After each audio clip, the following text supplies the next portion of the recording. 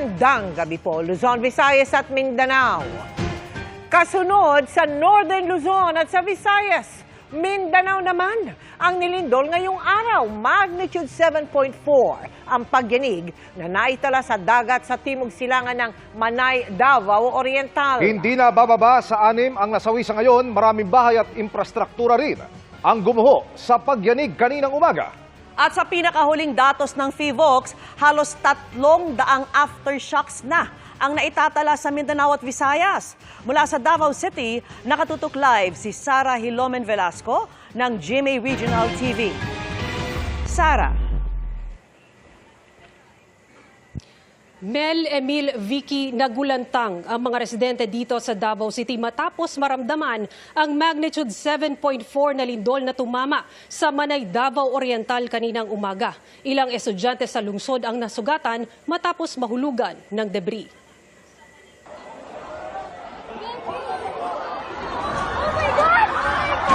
Nabalot ng takot ang mga estudyanteng ito sa Mapua Malayan Colleges of Mindanao sa Davao City nang yumanig ang magnitude 7.4 na lindol. Mag-aalas 10 ng umaga kanina. Dahil walang masilungan, mga upuan ang ginamit na proteksyon ng mga estudyante.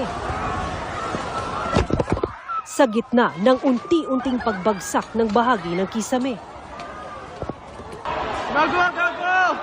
Sa isa pang kuha mula sa eskwelahan. Madilim dahil nawalan na ng kuryente sa silid-aralang ito.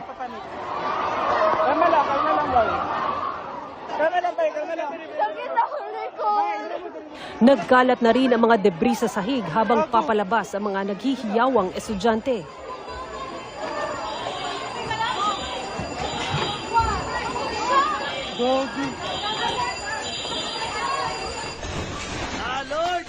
Kita rin kung gaano kalakas ang lindol sa kuhang ito.